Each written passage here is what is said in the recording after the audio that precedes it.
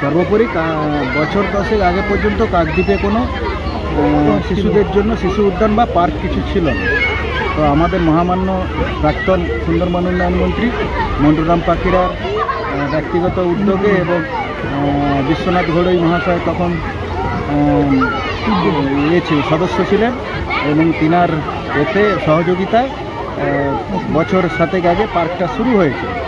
তো এখন প্রতিদিন বা প্রতি মাসে এর যে রক্ষণাবেক্ষণ খরচা বা বিভিন্ন রকম খরচা করে এই 1 জানুয়ারি থেকে নবরূপে এটাকে সাজানো হয়েছে।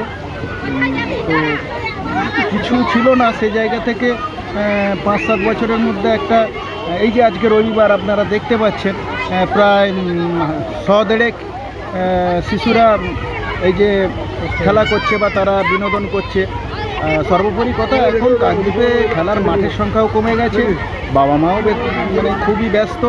সেই জায়গায় রবিবার হলে বা অন্যান্য দিন বিকেল 5টার পরে হলে যে তাদের যে একটা শারীরিক শিক্ষা বলুক আর তাদের একটা বিনোদনের, তাদের একটা মানসিক যে বিনোদন, আমরা ছোটোবেলায় যেমন 30 বছর আগে বিভিন্ন হাডুডু খেলা, কবাডি খেলা, দৌড় বা বিভিন্ন লুকোচুরি খেলা যে হতো, তো সেগুলো তো এখন আধুনিক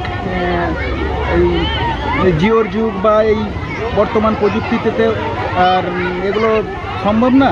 এখন তারা এই পার্কের মধ্যেই তারা তাদের বিনোদন খুঁজে না। সর্বোপরি মানসিক বিকাশ যদি শিশুর না হয়, তাহলে বর্তমান সমাজ ব্যবস্থা বা বর্তমান আমাদের আগামী 10 বছর পরে যেদিকে সমাজ যাচ্ছে, শিশুর মানে মানসিক বিকাশ যদি না হয়, তাহলে সে যত ট্যালেন্ট হোক বা যত কিছুই হোক না কেন, ওই রকম শিক্ষার কোনো দাম নেই। মানসিক বিকাশ যদি না হয়, একটা শিশু দিনের পর দিন যদি না খেলতে পায়, 5টা তার সমবয়সী ছেলের সাথে যদি না সে মেলামেশা করতে পারে, সে মানসিক অবসাদে ভুগে সে সাইকিয়াট্রিক পেশেন্ট বা পরবর্তীকালে সে পাগল হয়ে যেতে পারে। তো সেই জায়গা থেকে অল্প থেকে শুরু হলো, এরপরে এখানে যা কচিকাচাদের কলহল মুখরিত যে আনন্দ উচ্ছ্বাস, যে তারা পার্কে যাব বা পার্কে গেলে আজকের আমাদের এটা কাটবে, বা আজকের যারা পার্ক থেকে ফিরে যাচ্ছে তারা আবার আগামী রবিবার আসতে পারবে, এই যে তাদের একটা আশা, এরমভাবে আস্তে আস্তে সকলেই এটা দেখতে পাচ্ছে। পরবর্তীকালে আমাদের মাননীয় বিধায়ক মহাশয়, যিনি তৃণমূল কংগ্রেসের মমতা ব্যানার্জির আশীর্বাদ ধন্য, তিনি পরবর্তীকালে নিশ্চয়ই চিন্তা করবেন এই পার্কটা কীভাবে আরও উন্নতি করা যায়, এতে আরও কিছু প্রযুক্তি ব্যবহার করা যায়, যাতে আরও শিশুরা বিনোদন করতে পারে, যাতে তাদের মানসিক বিকাশ যাতে সুস্থ হয়। সর্বোপরি মন্টুরাম পাখিরা মহাশয়ের একটাই লক্ষ্য, যে সুস্থ সমাজ গড়ে তোলা এবং আগামী প্রজন্ম যাতে সুস্থ স্বাভাবিকভাবে থাকতে পারে এবং তারা যাতে পড়াশোনা ঠিকমতো করতে পারে, গান বাজনা, শিক্ষা, সংস্কৃতি সব দিকে, খেলাধুলা, বিনোদন সব দিকে যাতে এগিয়ে যেতে পারে, সেই লক্ষ্য রেখে আমাদের আশা মাননীয় মন্টুবাবুর সহযোগিতায় বিশ্বনাথ ঘড়ই মহাশয় নিশ্চয়ই এটার জন্য আলাদাভাবে চিন্তাভাবনা করবেন, যাতে এই পার্কটাকে আরও বড় করা যায়, আরও উন্নয়ন, বর্তমান যে প্রযুক্তি বা বর্তমান যে আরও বিভিন্ন যে খেলাধুলার জিনিস আছে সেগুলো যাতে এখানে স্থাপন করা যায়, তার চিন্তাভাবনা নিশ্চয়ই করবে, এই আশা আমি করছি। আপনার নাম? আমার নাম কপিলানন্দ ভট্টাচার্য।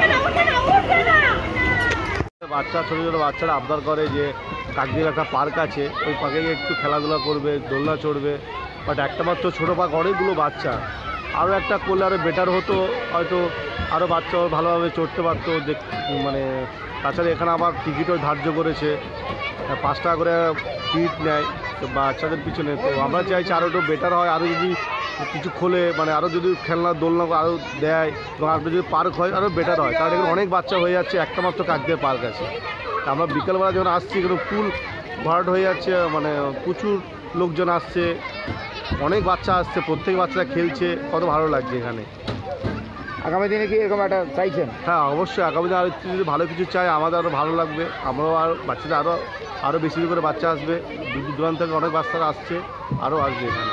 কী নাম আপনার? আমার নাম অমল দাস। কাকদ্বীপে এটা চিলড্রেন পার্ক, এটা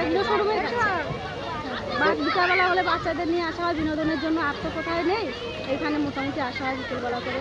আমার মনে হয় আরও একটা কিছু বড় করলে বা কিছু করলে ভালো হতো আর কি বাচ্চাদের জন্য। আর এখানে এসে কি খেলা কি খেলে বাচ্চারা? বাচ্চারা পার্ক আছে, সব রকম আছে, দোলনা দুলছে, দেখছে, সব রকম আছে আর কি। টিকিট আছে এখানে? হ্যাঁ, 5 টাকা করে টিকিট। আগে নিত না, ওটা সম্ভবত এখন ফেব্রুয়ারি মাস থেকে 2 তারিখ থেকে চালু হয়েছে, 5 টাকা করে নিচ্ছে। 5 বছরের ঊর্ধ্বে বাচ্চাদের থেকে 5 টাকা করে নিচ্ছে। এখানেই বাড়ি? হ্যাঁ, এখানেই বাড়ি, কাছাকাছি। কি নাম আপনার? আমার নাম রনিতা দাস। ঘুরে ফিরে সময়টা কেটে যায়, ওরা এখানে এসে সময় কেটে যাচ্ছে? তাদের জায়গাটা অনেক ছোট হয়ে গেছে, আর একটু বড় হলে ভালো হতো। আর কি নাম আপনার? কি নাম? আমার নাম সুজাতা দাস।